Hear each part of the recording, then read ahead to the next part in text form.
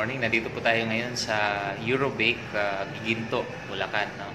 And I'm going to have an interview with Attorney Joel Arellano, a lawyer and my business partner and a very good friend of mine. We'll be talking about DOLE, SENA, and remedies ng mga employees pagka sila ay, if they felt na agrabyado sila sa kanilang trabaho, especially for illegal dismissal. And also, para sa mga employers din, ano yung mga dapat nilang iwasan para hindi mauwi sa DOLE na magkaroon sila ng kaso or pinafailan sila ng case ng kanilang mga employers. Short while we're gonna be discussing about the different just causes and authorized causes of termination process and the procedures just for employers to make sure that they won't be technical when it comes to terminating an employee. Ano po ba yung mga usual grounds for termination or ano yung mga proseso ng pag-terminate ng isang empleyado na hindi ka magkakaproblema later on sa DOLE? Ayon sa ating Labor Code, Labor Code of the Philippines, may sinasabing just causes at saka authorized causes. Kailangan, bago magtanggal ng isang empleyado, ay masunod yung tinatawag na twin notice rule. Pero ang grounds nito o kaya kadahilanan ng pagtatanggal ay ayon doon sa nabanggit ko na either just causes or authorized causes. So especially kapag ito ay just causes, kailangan sundin natin itong twin notice rule na ito ay procedural requirement na napakahalaga sa pagtanggal ng empleyado kasi kapag ito hindi nasunod ay maaaring magkakaroon ng either illegal dismissal o kaya constructive dismissal. Bagamat ang constructive dismissal ay may ibang definisyon na ating tatalakayin sa mga susunod nating mga episodes. Ngayon, paukol naman dun sa sinasabi nating twin notice rule. Twin notice.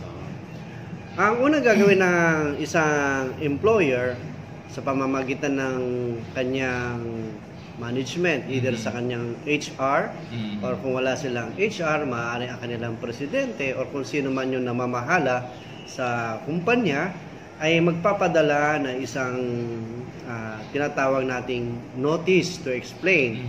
Doon sa notice to explain na yon ay kailangan mabanggit yung nature ng kanyang offense. No? Sasabihin specifically kung ano yung ginawang kasalanan ng isang empleyado at pagpaliwanagin ito. So, maghihintay tayo ng paliwanag ng empleyado kung ito ba ay isang valid na paliwanag o ito ay hindi valid na paliwanag. Pagkatapos na investigation, anong mangyayari? Okay.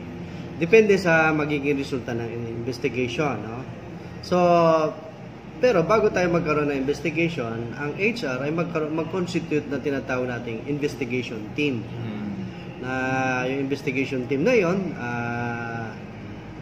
kailangan ma-notify din, no? Malaman nung empleyado na merong na-schedule na araw para sa investigasyon, doon, paukol doon sa kanya offense, no? Alleged offense o kaya kanyang paglabag sa mga pulisiya o kaya kung ano man yung nilabag niya sa kumpanya. Okay? So, magseset ng araw ang HR para magkaroon ng investigasyon.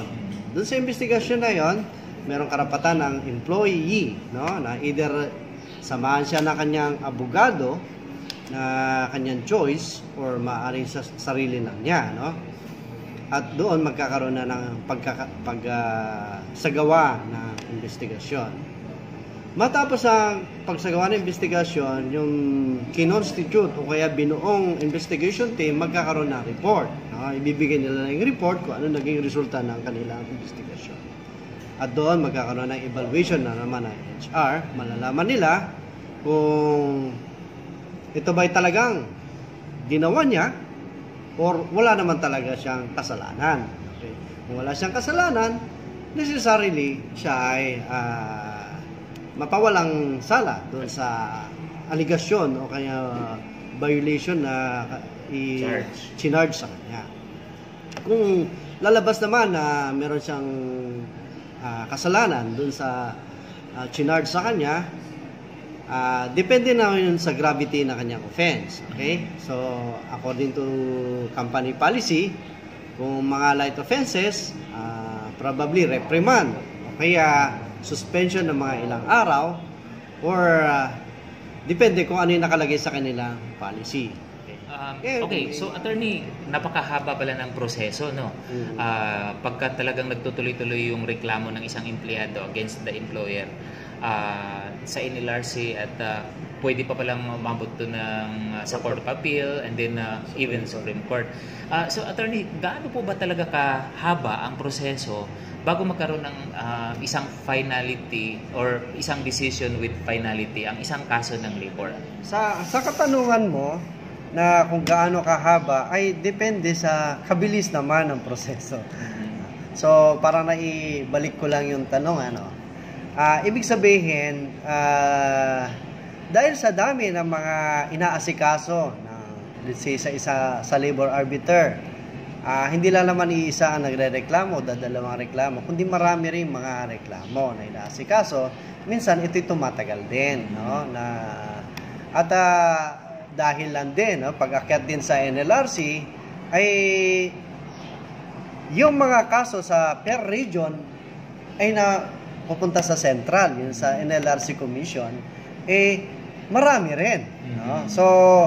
So dahil sa mga dami nito mga kaso, ay tiyak na medyo matagal-tagal din ang bago ma-resolve ang isang Pero hindi man natin dinidiscount ang bilis ng ating mga at galing ng ating mga commissioners at ang ating mga labor arbiter.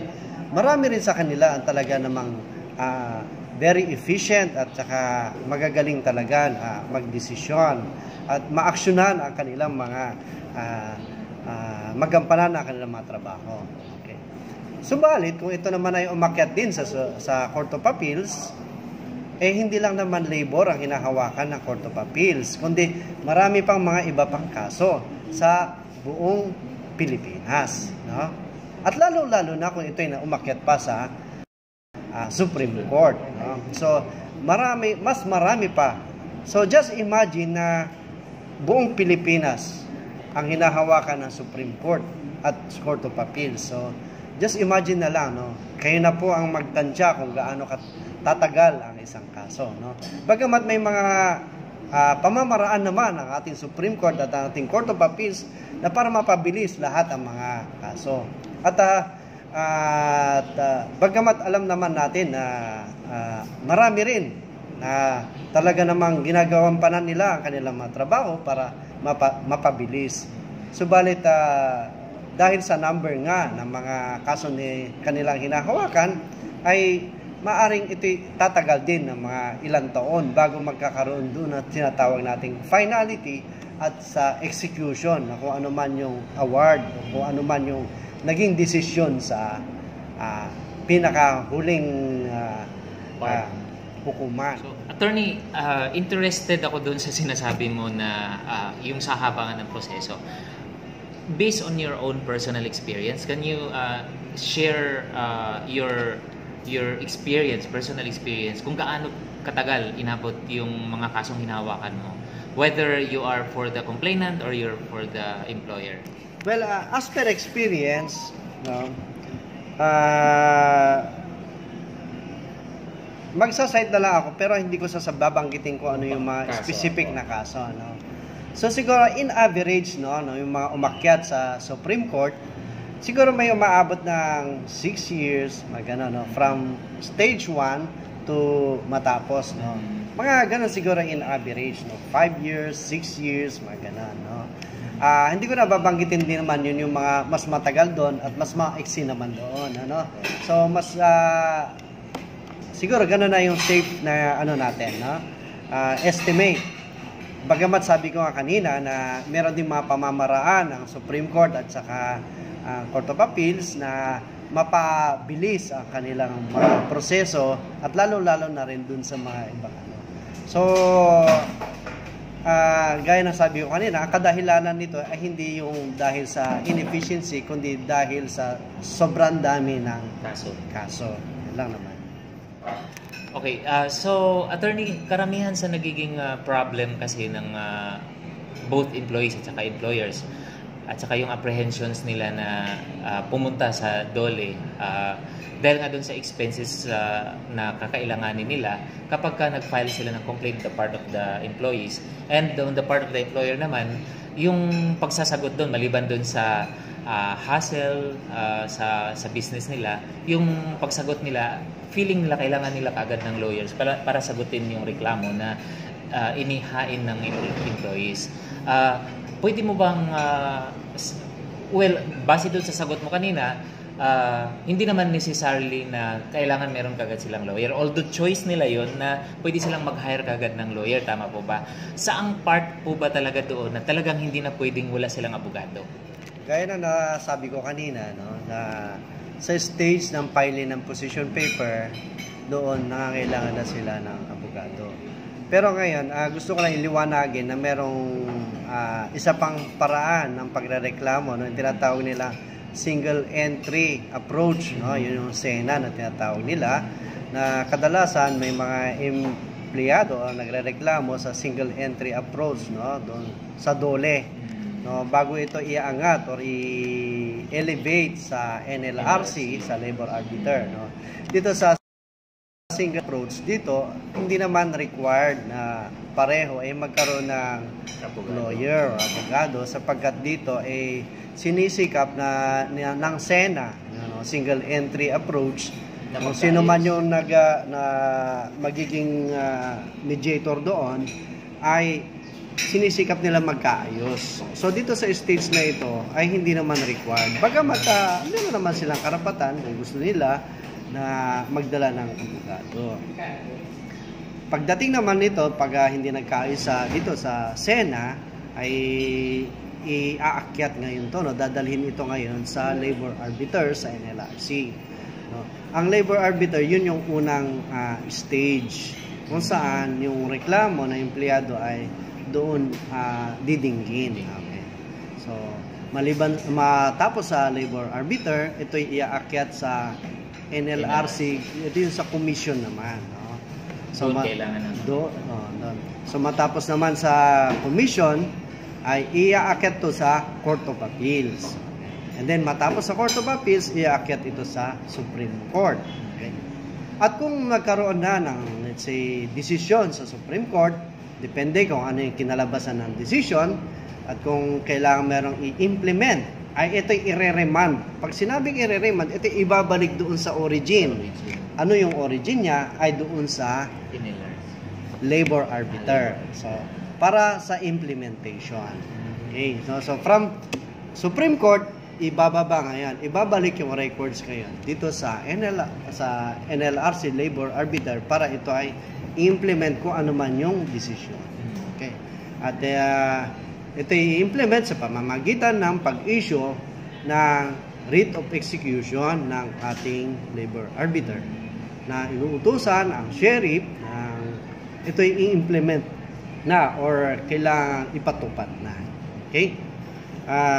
So yun lang. So mabalik ako dun sa tanong mo, ang talagang required or ibig sabihin kailangan dahil kailangan pumirma ang abogado doon sa position paper.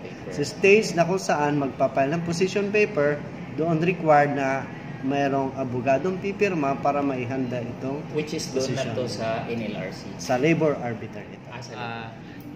In other words, attorney, base doon sa naging sagot mo sa tanong ko kanina kung paano yung proseso at kailangan ba ng abogado, bagamat kailangan naman talaga ang abogado at choice ng both parties yun na magkaroon sila. Pero during the initial phase, yung pagko-complaint at pagsasagot dun sa initial complaint, ay hindi naman nila necessarily kailangan na may abogado na kagad sila. Tama po ba?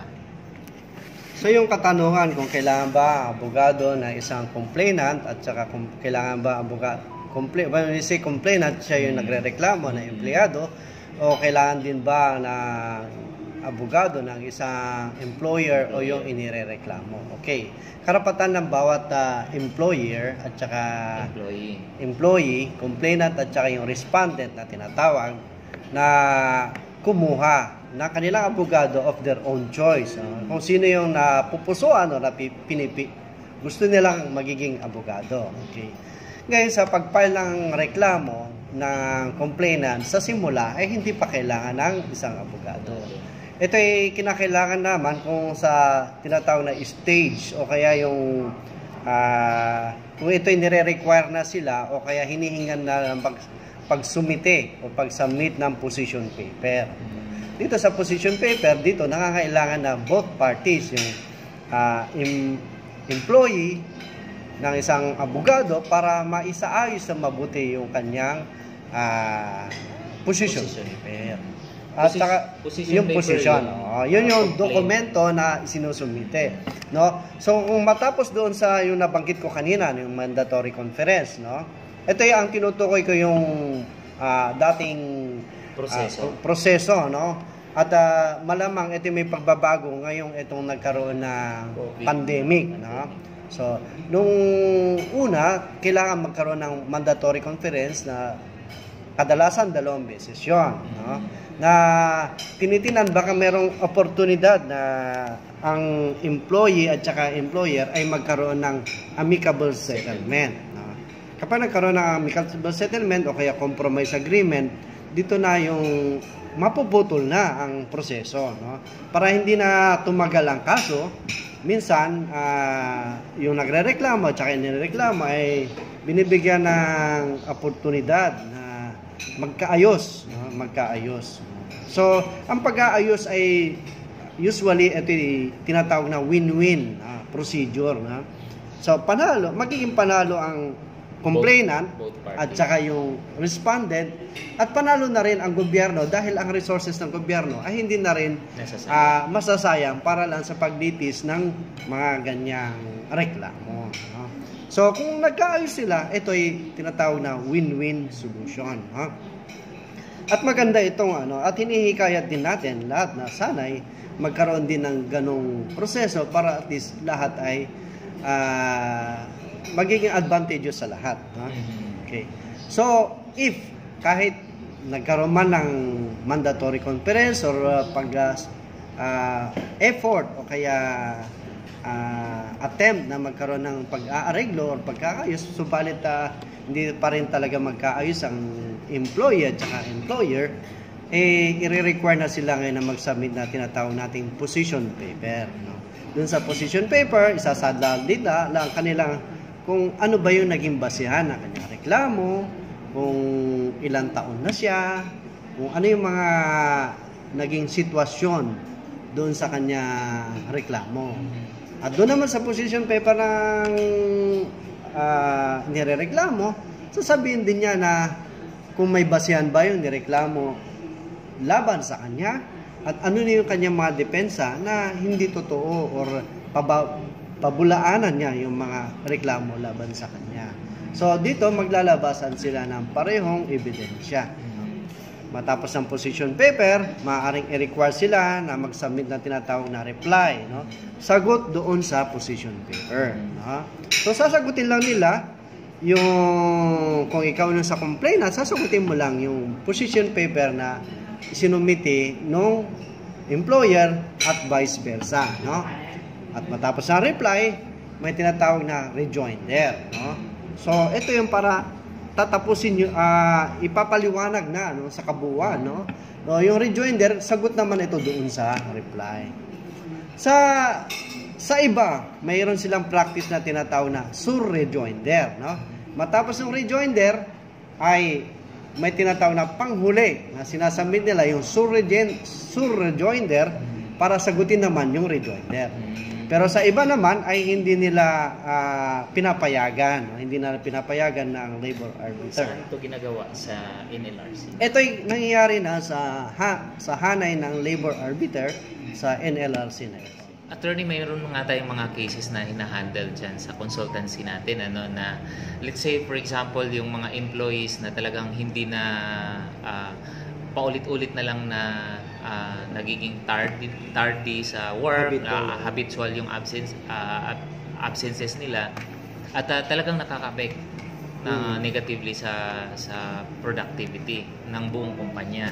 So marami tayong mga cases na talagang tiniterminate na lang para hindi tutularan ng iba, at the same time para maka-hire ng someone who's really very interested na pwedeng pagkatiwalaan sa trabaho. So yung sinasabi niyo naman po, attorney, na yung depende sa gravity ng case. Kung halimbawa ang kumpanya naman ay talagang ginawa na nga niya para i-terminate yung empleyado using yung twin process, pero yun nga, tardiness lang, absenteeism, will that still be a ground na para sa empleyadong pag pumunta sila sa DOLE, papanigan sila ng DOLE? Siguro clarify natin yung tanong, ano?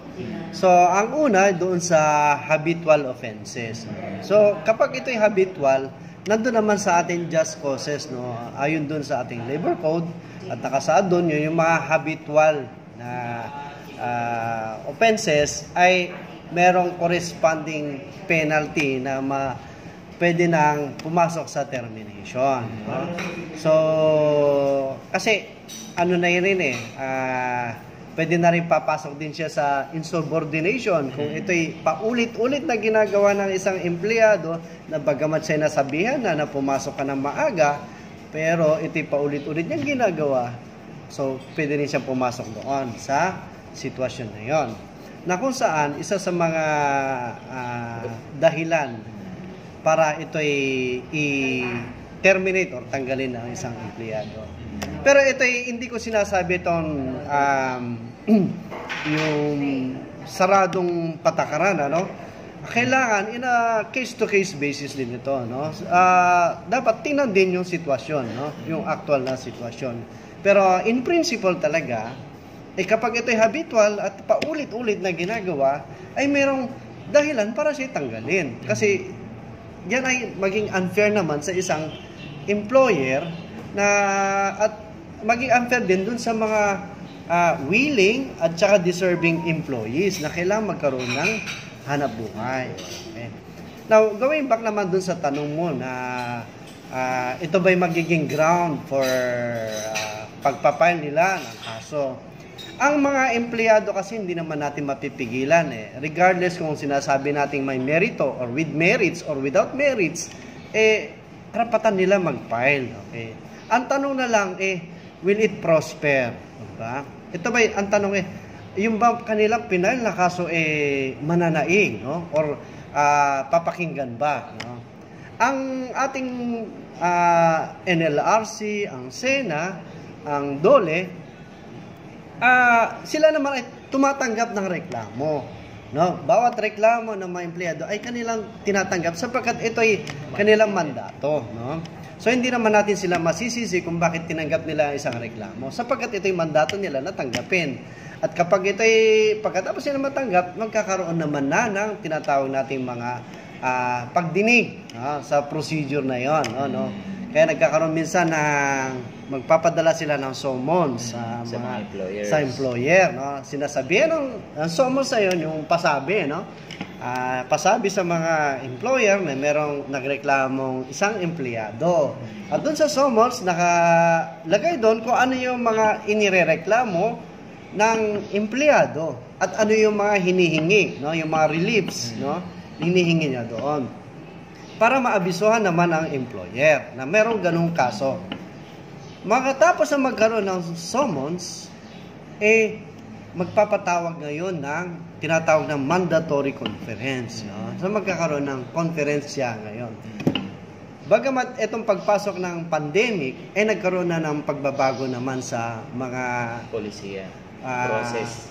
polisiya kaya proseso sa ating NLRC para matugunan yung mga tinatawag nating mga basic health measures, mga standards na kung saan maiwasan din yung pagkalat ng COVID-19, no?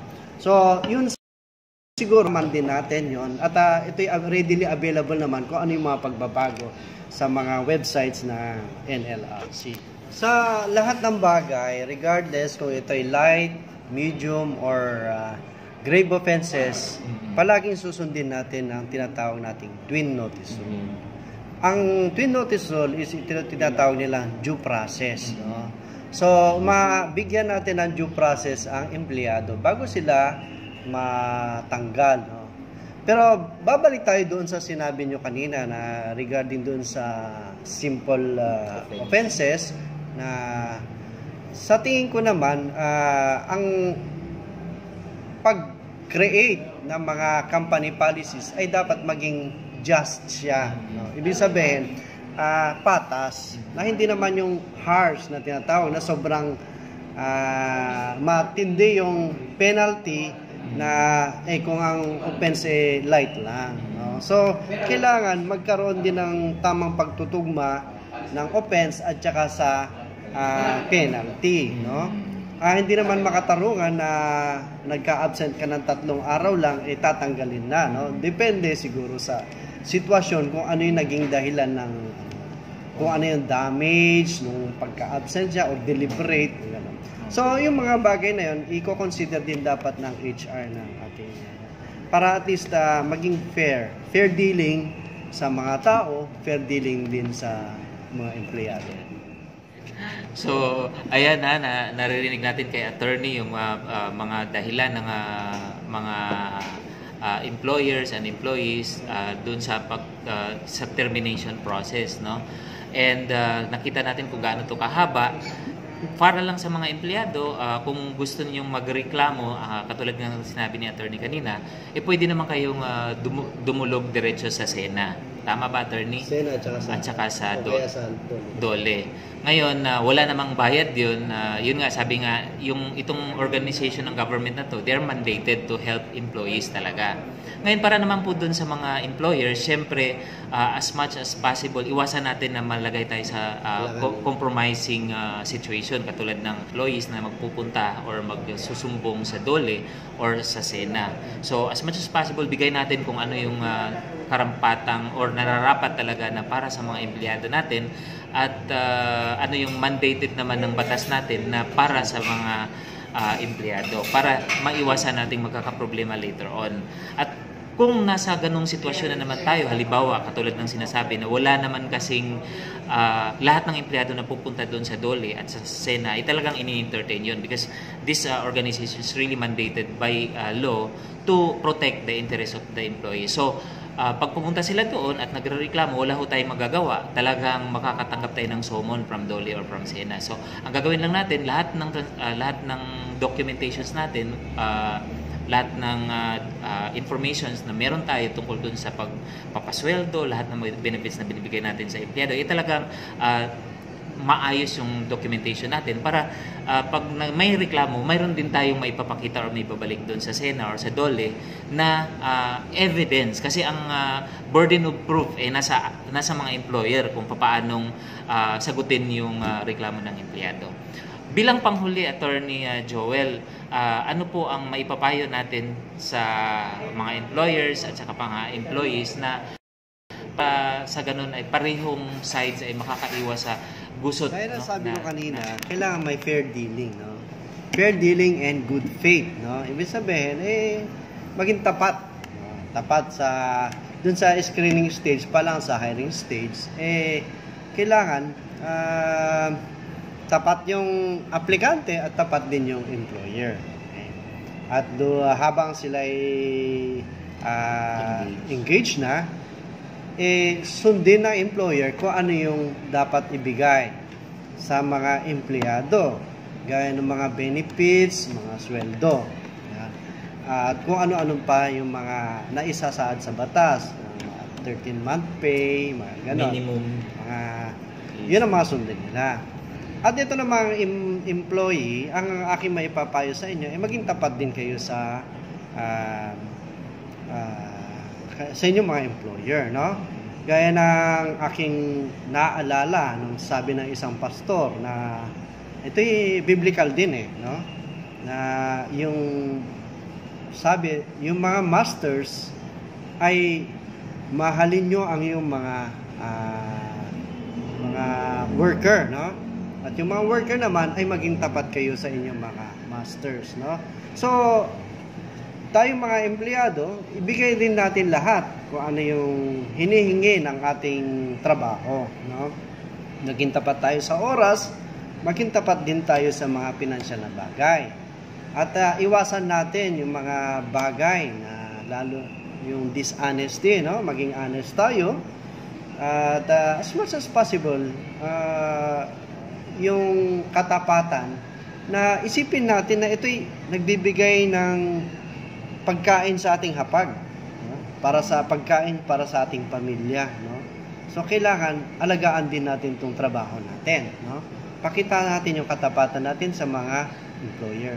At tayo naman mga employer, pakita rin natin yung pagmamahal natin sa mga empleyado sapagkat sila yung nagpapatakbo ng ating negosyo, no? Kailangan natin ang mga empleyado upang tayo'y lumago ang ating mga negosyo. So, yun lamang para maiwasan natin. At ang batas naman ay nandyan para maging guide sa atin na ito yung susundin natin para maiwasan yung mga hindi pagkakaintindihan. No? At meron din tayong mga abogado kung kinakailangan na pwedeng makonsulta rin. No? Kung tayo medyo kailangan natin ang pagpapayo, marami tayong mga experts dyan na pwedeng mapagtanungan.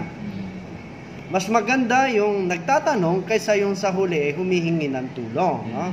Sabi nga nila, prevention is better than cure. No? So hindi lang to applicable sa kalusugan, kundi applicable din ito sa ating pang-araw-araw na pamumuhay. No? Kung kaya nating iwasan ang mga problema, iwasan natin. No? So yun lang po ang aking maipapayo sa lahat at magandang araw po sa ating. Very well said yung sinasabi nyo kanina, attorney, no, na prevention is better than cure. So tayong mga employers dapat lang, katulad ng sinabi ni attorney, na magiging tapat din tayo sa mga employees natin at magiging patas sa lahat ng pagkakataon. At isipin din natin talaga na kung wala naman ang employees ay hindi rin magpo-prosper yung business. Sa part din naman po ng employees natin, syempre i-consider din natin na yung kabuhayan natin ay nandun sa business na yon. So dapat alagaan natin, magiging tapat tayo, magtrabaho tayo ng maayos para sa ganun ay lumago yung negosyo at kasama din kayo sa paglago nito. So, kung meron po kayong katanungan, whether you're an employee or you are an employer, at kung mayroon kayong mga topics regarding sa batas, no? Mag-comment lang kayo sa baba at itanong nyo kung ano yung gusto nyo itatanong, and we will answer all your questions as much as we can. At kung mayroon kayong gustong topic na gawa namin ng vlog later, i-comment nyo lang sa baba. Okay? So, maraming salamat sa inyo.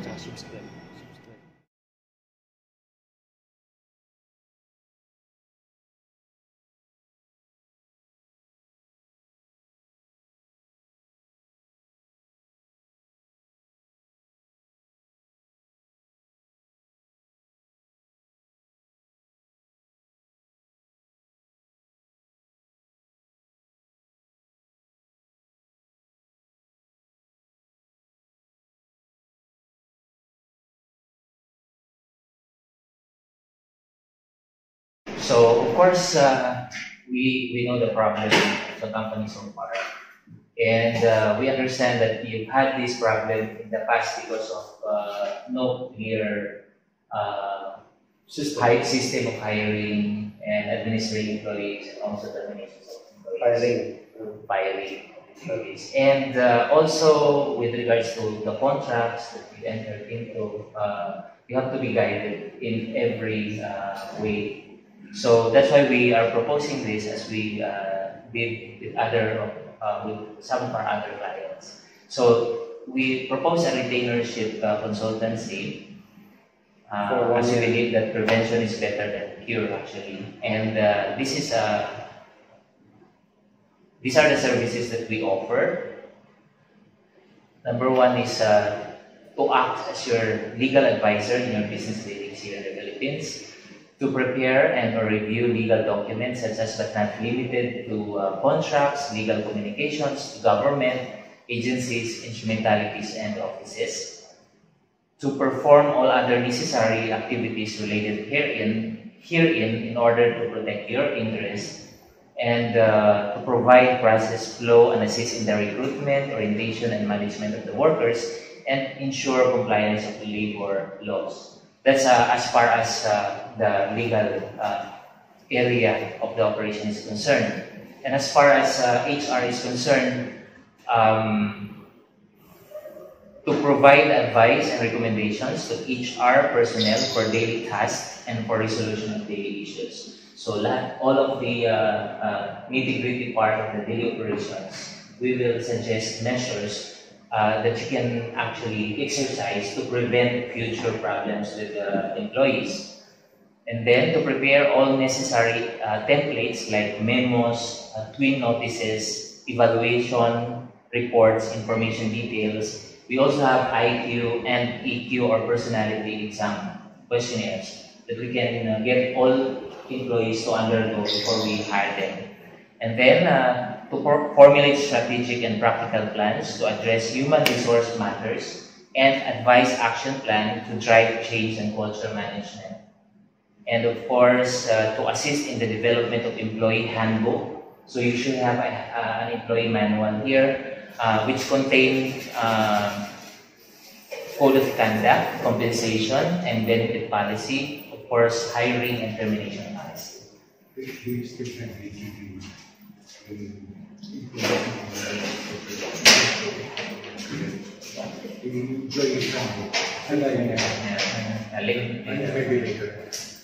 And then we have our set of employees to take to help us do these things.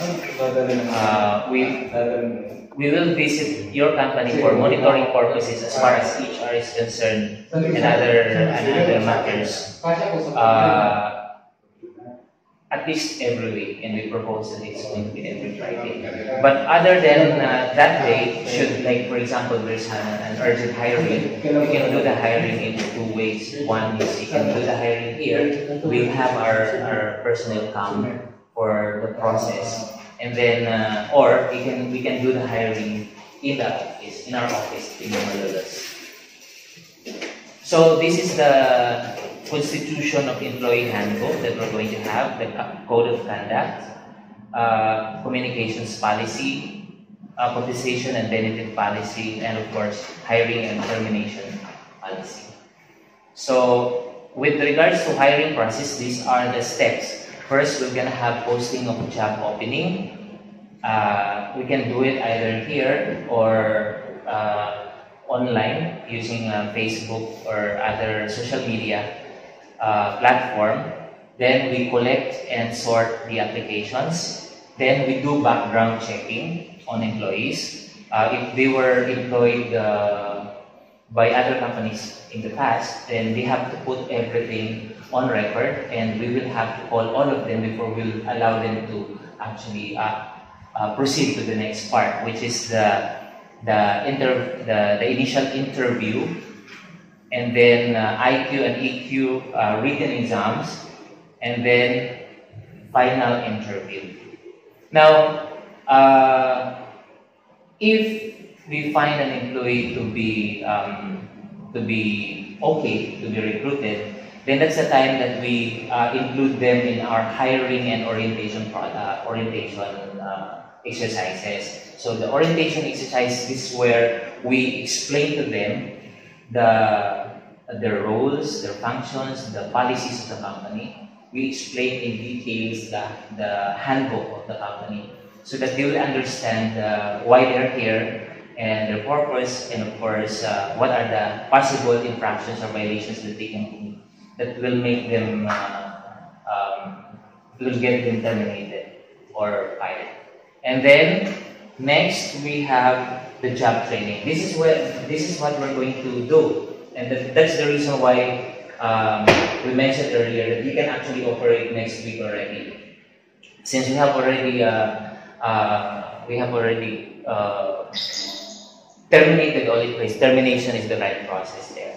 And then, so when we hire new ones, they should go through the process, and they should also undergo the training. Now remember that with Dole, we're only supposed to be allowed to operate on February 22. right? That's our application for temporary closure. Now, are we going to operate really on February 22? No. We can actually operate now already, but they will have to go through the job training. So the 1 month is going to be a job training, and that's what we're going to do for the rest of the operations here. So it will be pretext, meaning we will just call it job training, but they are actually operating already. So you can already operate your business, but on the pretext of training. So training for 1 month. Okay, so we can operate, but they will all be there on a training. But they will still, of course, receive their salary. Yes, the guys of training. So we have a 1 month training that we'll do for them, and then after the training, the 1 month training, then we'll have this provisionary employment period. The provisionary employment period is where it is a evaluation of employee-employee relationship, whether the fitness of employee to the job, as well as if the employee likes the employer, then they have at least 6 months within which to go through that process, the provisionary employment period. Performance. That's when we, of course, regularly monitor their performance before we endorse them for regularization. So once they stay here for more than 5 months, then automatically they will be regularized. But of course, during the 1 month job training, that 1 month job training should already be included in their provisionary employment. Provisionary employment. Yeah, for the 6 months. So it is job training 1 month and the provisionary is 5 months. 5 months. 6 months. Yes. And then, but of course, even when they're already regular, we will have a template. I don't know if you're familiar with the key result areas and the key performance indicators. We're going to evaluate the performance. So we're gonna do that every month. We'll set the deliverables of each employees, and we'll do evaluation every month to check if they meet the standard. So if we, for example, we tell them that our standard is 85% in terms of key performance, then if they miss the standard of 85%, then after, let's say, 3 consecutive months, they will have to be out of the company. So that's another way of doing it. So what are the key result areas, like on-time reporting, absenteeism, things like that, and then their behavior in the work, and then the actual productivity, volume of production, produce the output, in short. So if they miss to hit the output, then always at the end of the month, you will always have that option to either post them or give them a letter signifying or telling them that their performance is like this and we cannot improve their performance. And that should be co-jive with the company policy, company manual, dun sa hiring and firing. So we will create a manual, or if there's already an existing manual, we will devise it or improve it as to relate or jive with our performance evaluation. So let's say, for example, as discussed by Alvin, that let's say on the category key area of absenteeism. So if our policy says that you're absent for 3 days, you will be given a reprimand. Okay. So if you're absent for consecutive 7 days, you will be suspended. Or if you're absent for, let's say, more than that, you'll be terminated. So everything, our key result area, as well as our policy, employees policy manual, will jive, should be consistent. Yeah. key result areas should be made based on the company's manual. So that's how we're going to do that, so that at the end of the day, when they are terminated, then they will have no action against us. They cannot, or if they still go to the labor, then they can go Yes, there. But we have all the documents or the papers as to their Yes. status of employment Yes, with yes. the company. All right? Do you have any question here? For this, I think for this, you should the background checking. How to background checking at this checking to this relationship or this previous employer. Where how to check Yes. or how to check? Well, We have sets of questions. This is what when during collection and sorting of applications, we normally require employees to come personally, and we give them Questionnaire. an applicant's information sheet. In the applicant information sheet, they have to enumerate all the previous employments that they had, and then write the number of the company or the number of the immediate supervisor, and then we call them to check of the background To verify. or to verify if it's really true that this employee is being employed, and how was his character when he was employed with the company. And we normally do that. We share in the industry. We actually share it. That's why, like in For us, for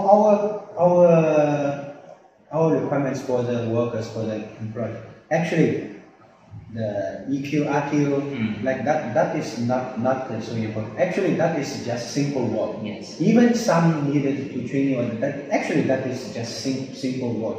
The most for us, we want to hire the workers. If it's okay, for us, we most to care about this background and also his character. Yeah. Actually, his character is okay. And second, performance is Moral even that psychology, you cannot yeah. just want to do 1 month or 2 months. That is most important. Actually, IQ, EQ is not so important. We are not acknowledge just a single way to we just put it there so that yeah. So they what will this is realize what how So what difficult I- it is to yeah. join the Yuda family, and Yeah, that's yeah. why once they're in, they should take care. Yeah. So that Their job. what I said. Why you need a background? How to check it? It means we just at least before that we know We know. how good is he working previous company We know. or that, so that we can have idea. If previous company, this is people not. Yeah. At least we already know. That is And part of the background check is we also look at into the different organizations that they're members with, like if they're members with you. Yeah. That is another background. If also not to the union. Union like that. So that is also another background. Second, the third one is they are, for example, the many applicants, if they are close the relationship, that is also another. And Yeah, for some, let me reinforce that. For some companies, they don't actually hire immediate members of the family of their current employees. So they don't allow relatives, family members to be working in the same in the company. yeah. Why? Because before when we have this, first it's only hire the surrounding that only these people. Now you see it's only 30 people, but before we have 150 or something the workers, so that you cannot avoid the family. Maybe not the family member, but they have relationship with the cousin, That's it, others. yes. You cannot avoid because it's only these seven, Within the 3 community. barangay, 4 barangay to be choose. So that here, the Philippines, in same barangay, many they have the relationship. It's very easy because the family is big. Yes. So that is cannot avoid. Unlike now, maybe 30. It's easier than that time to avoid. But anyway, that it's also one of that. If the worker character is okay, Yeah. it's not so. Okay, this is for the another for job training for job performance. We have different with others company, for example, like the garments factory. Garments factory, it's very easy to apply for the backyard. To qualify. For the Qualify. but here called the backyard. Backyard. Oh, System. okay. It's very easy to apply Backyard because the labor already have the system, already have backyard. the standard for the. But for us, it's very difficult to apply. Even you ask me, what's the standard? I also cannot tell you because they have million kind of the materials. How can I say? We just based on today come this materials. This materials, what's the standard? Maybe tomorrow another materials, another standard. So it's first I guess it's you're- very it's many changing. kind of material. We cannot say what's the standard. So you're actually saying that it's very difficult to quantify the required result. Quantify can be, we can be, but the problem is shouldn't based on the law, based on the labor law. How can for example the workers said complain to the labor, we are doing the backyard. Yeah. I get the lower salary. You didn't have to sustain what for this old anyway for backyard system you should apply in the labor, right? To approve to get rid of it. But we don't have. Oh, that is the So we can also yeah. apply for that. How to say? You know, even we want to apply. But For it's example, difficult. maybe we apply for this now 10 items. Okay, they come to testify how what's the standard. But maybe after half month, 1 month, another 10. How can we apply again? That is very difficult. It's not only we testing. If okay, that's no problem. But we should ask the labors. Yeah, Staff I understand your it's difficult to concern. them. Pacquiao will not apply here. It will not It's apply. very difficult. We want to. We also ask. Actually, we also consulted some others, and also my friend in the garments factory, how to process it. But it's very. And you ask yourself to the labor. Hindi natin pwede. It's very difficult. We will just improve yung system. Yeah, and for our since it's new.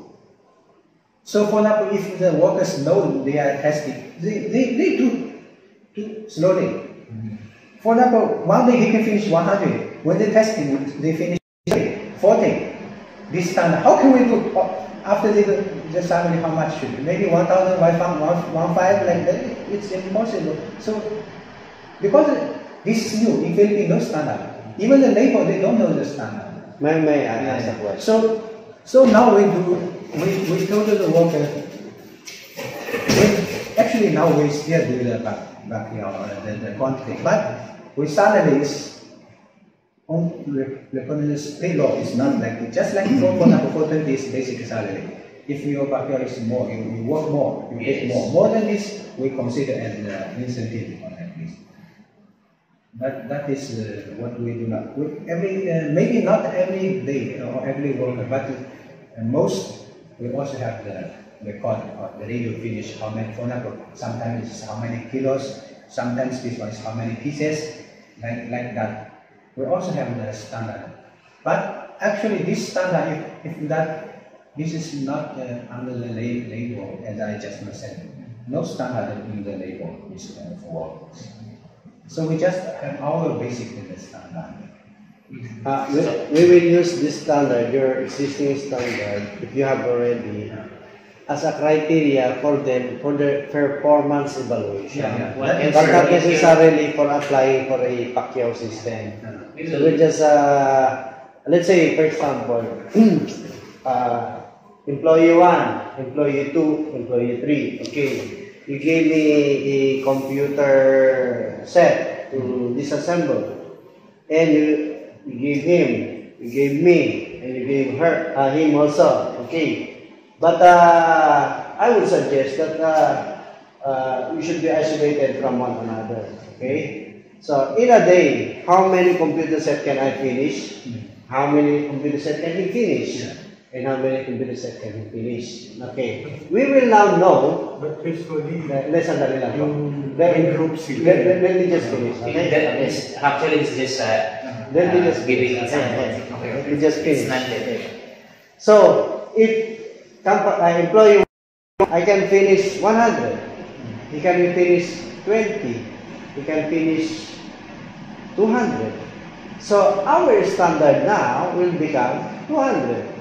How come he can finish 200? But everything same equipment, same. So, what I would suggest, what we will do is to, let's say, this group separate, but we give them the same material. So, malalaman natin, we will know now which group is performing well and which group is not performing well. So, from the other group, if this kind of material,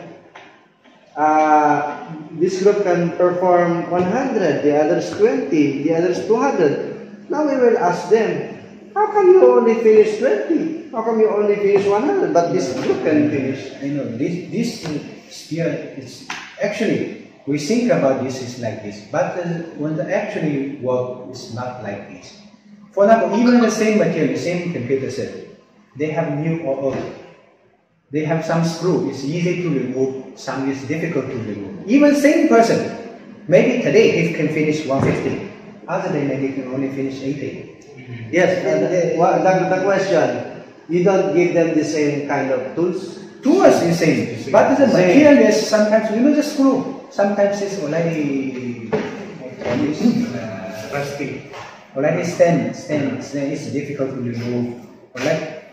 But anyway, it's not only based on the one day stuff. For example, with 10 people, we work. For example, the new materials, 10 people. Usually 1 week to 2 weeks to training. And that day, even you work at this, for example, even you work only 15, we also give you the thing. But after 1 week or 2 weeks, most they are already can finish 120. Average or more than 120. Actually, our basic the standard is not like who is the best for them 200. We're not 200 because I know most they cannot finish 200 maybe. Only the quickest one can finish the 200. So our standard maybe with 120 or 150 like that. So most of them, for example, if the 20 workers for these materials, at least 15 workers, if they work hard. Can, for example, 420 is the basic salary. They can earn 500 plus. But some workers, it's really, I don't know if they really cannot work or just work not hard.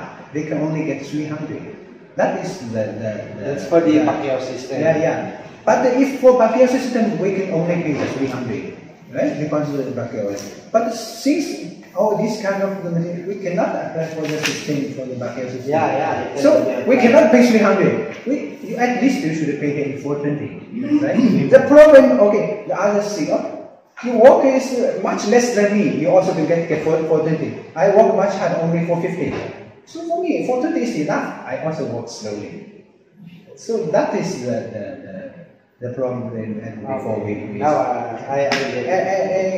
I not say all the Filipinos work, but most of the Filipinos work is different things. Just it's better no work, just also have salary. That's for them much better. Of course they will do like it, but if another problem is maybe these workers do this is not so good, but they can do other materials is better.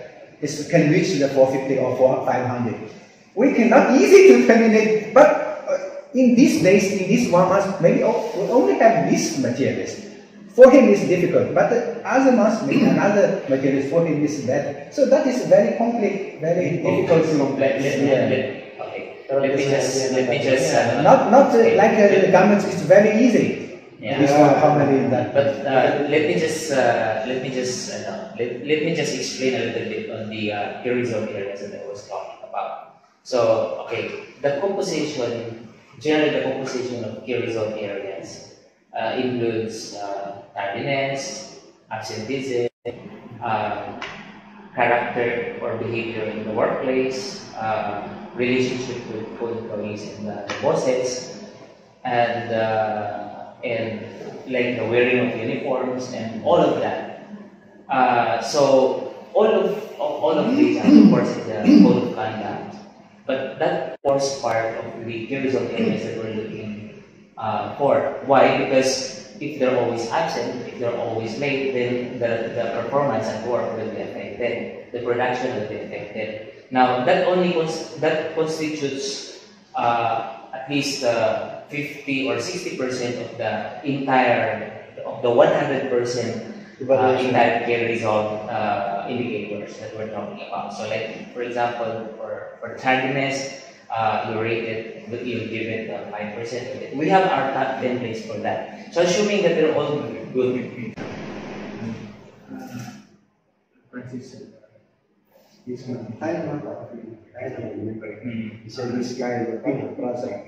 So at least makakuha ka na sa so this kind of product, malalaman mo naman. So sila. So is meron na tayo computer ganito. Ito yung dapat na-meet. So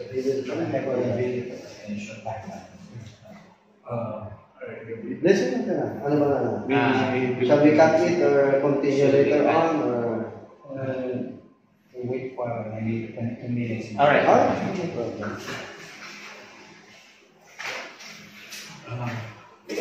Yung isa pong problema bukod dun sa yun nga, walang fixed na Standard. bukod na standard. Ibig sabihin, ngayon yung ngayong umaga, nag-start yung order ng per day siya. Alam mo na, ano siya, pakiyo siya. Hindi huwag natin i-mix. Yun nga yun ang sinasabi Yeah, niya. Walang mix. Kasi lahat Kasi ang inaano niya, paano kung yung ito wala nang gagawin dito? Hindi tatanggalin siya. Pag Hindi, ibig sabihin yung wala yung tatrabaho. walang tatrabahuhin sa araw na ito. Bakit? Walang materials? Walang materyales. Pero ililipat siya dito sa Ibang sa gawain. Pacquiao na kasi para mas mabilis yung Teka, pero yung materials, same materials ba yung sa Pacquiao at saka magkaiba? Iba. Ang inaano niya, pagka mahirap yung, sabi nga niya, pag mahirap dismount yung yung isang materials per day. Pagka mabilis, ginagawa niya Pacquiao. Yeah.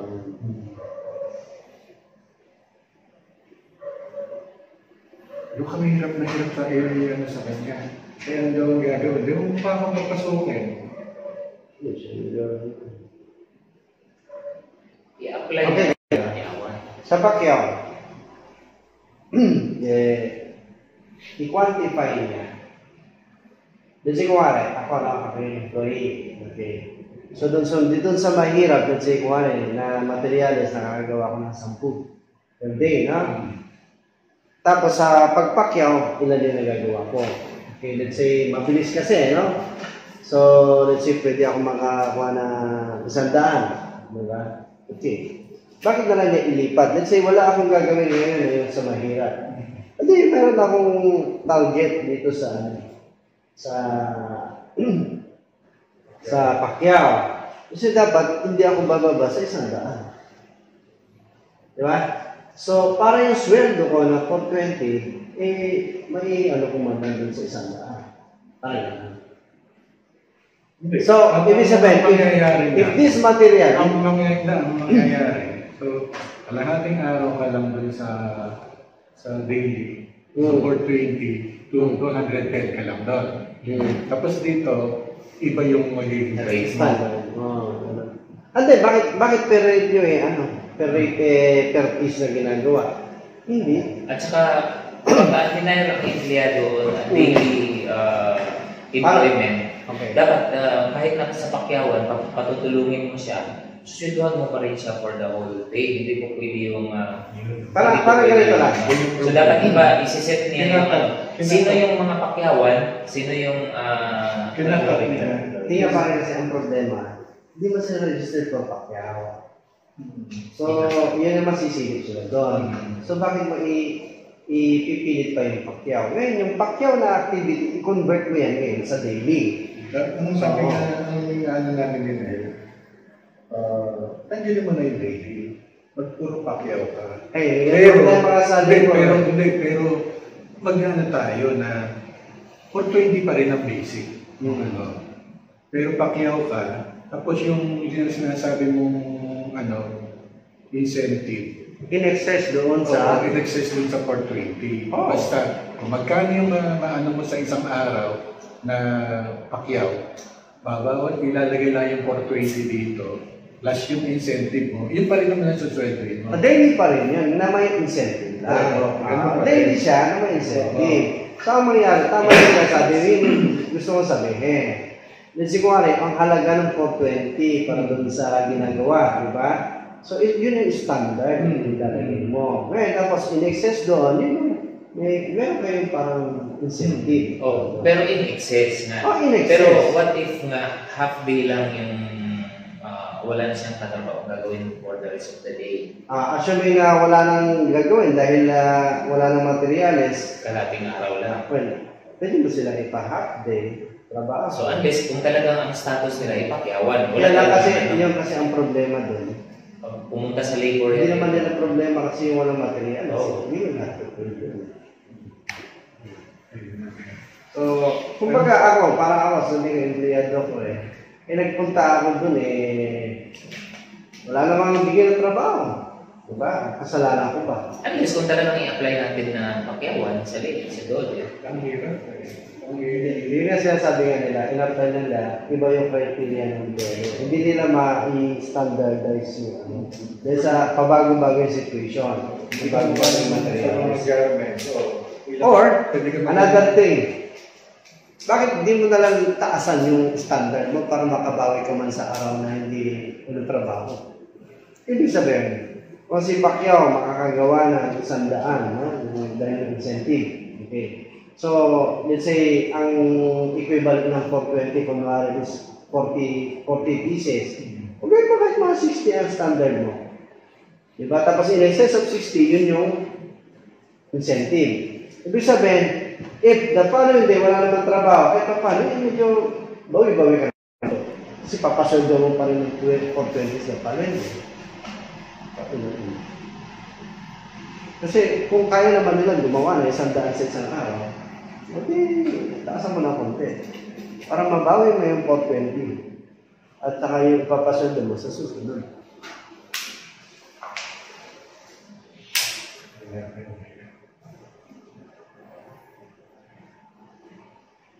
So, dapat yung problema kasi nila yung dating ng material. Yun namang sa atin, actually, ginawa natin itong plan na to. Teka. Para maiwas sila hanapin na natin para yung merong principle yun na kapag wala, kalahati lang babayaran hanapin ko na. Meron yun Yung, well, the whole day, nasunod ko 400, tapos susunod na araw ilang trabaho. So, babayaran ko lang doon sa araw na kalahati.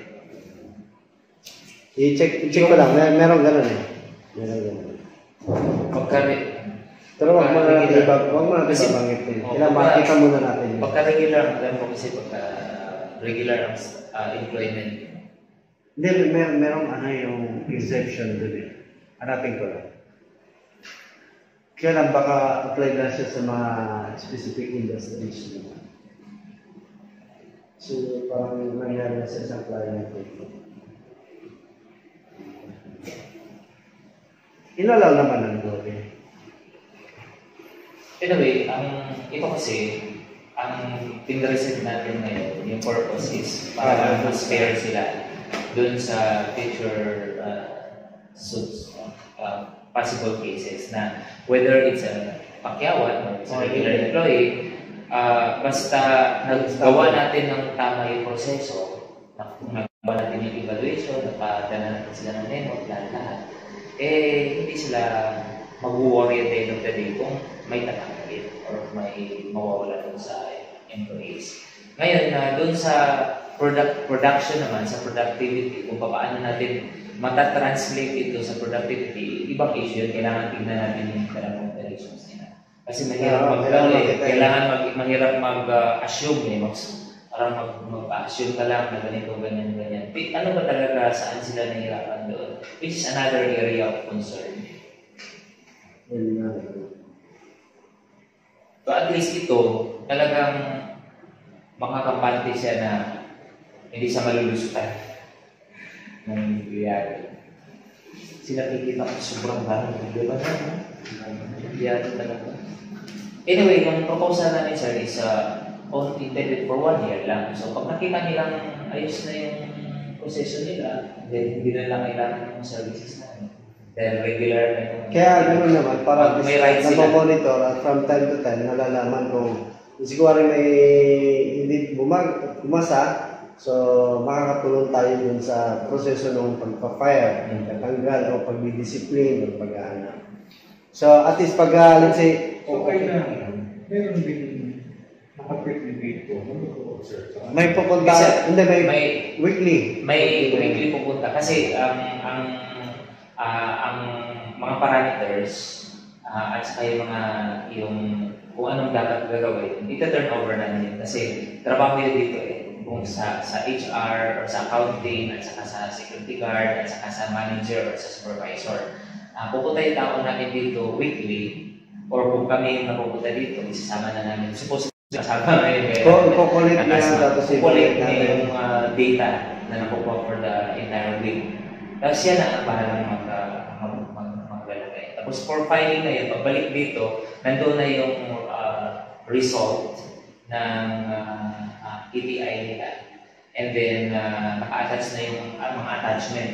Like, yung memos, etc. Tapos ipapile na lang dito sa Or ipapareceive sa mga empleyado as the need arises.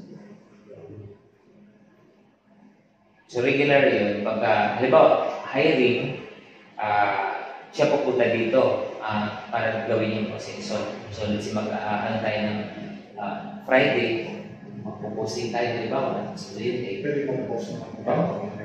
pwede na. Training pa lang natin. Pero huwag hiring as for training. Training. O kaya, ano lang natin Sa Facebook.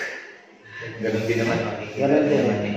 Pareho lang naman yan. Ano lang, pag may nagtatanong, sabihin na lang natin na ano yan, for training. For training. Kasi may nakukuha kaming investor, ito, pang-invest. But anyway, kung mag-start na sila, ang kontrata nila sa atin is training for 1 month. So, given yun na for 1 month, nag-undergo yun, parang nagkaroon ng restructuring or reorganization yung company. And under new management. Maganda sana yung posting ng atin ang nakalagay pangalan yung Alto.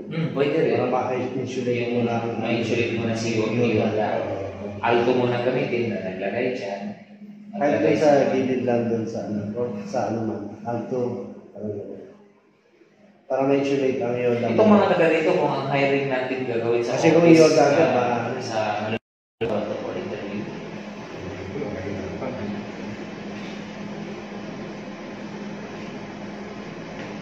Yung office mo muna. Yun na lang. Pero pwede naman natin i-record submit na yung mga anda sa internet. Sa ano. Diba? Yun muna. Yung evaluation. Tapos pagtatawag na lang yung mga ano.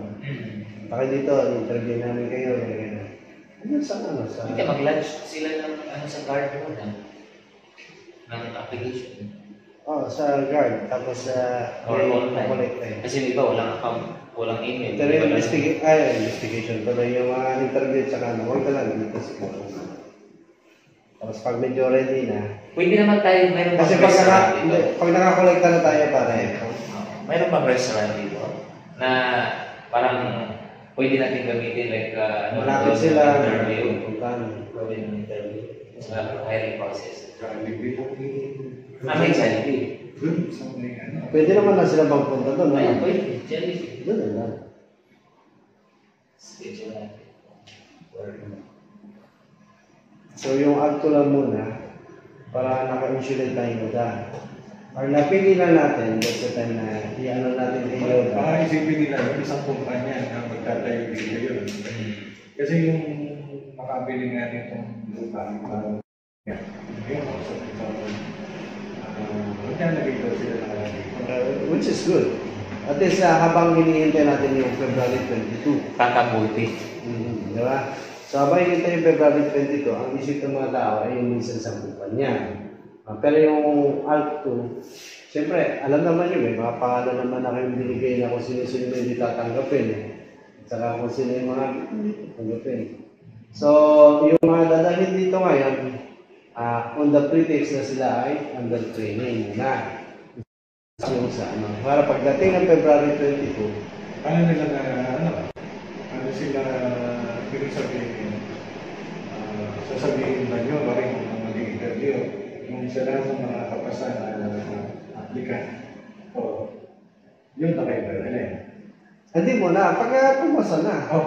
Kasi mag-training kayo ngayon. Dito we will represent kasi ourselves as a third-party outsource HR. So, itong kontrata nito, parang ina-outsource na ninyo yung HR sa amin. Pwede ganyan. Tapos ngayon, siyempre, mabalita na. February 22, mabalita na ng mga ano. Pwede na lang yan na, apply kayo sa YouTube. Para for processing. Tapos, ano yun? Ma-insulate ang Yoda. Kasi sabi ng Yoda, in-outsource na namin yung screening.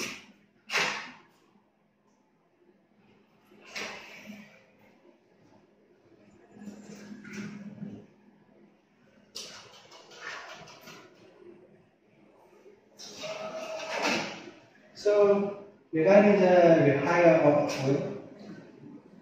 you need to what is the process? Yes.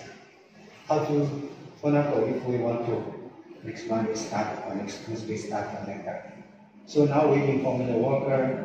So We will have job posting. We can have a tarpaulin posted somewhere.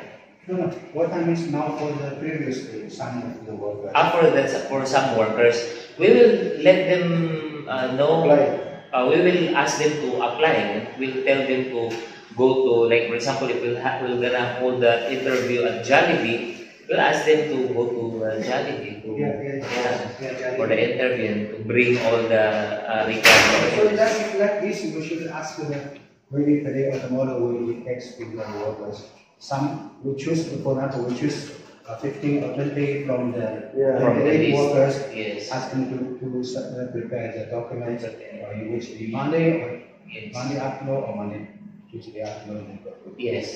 And they would send their documents to us so that we'll be the one to Sorry.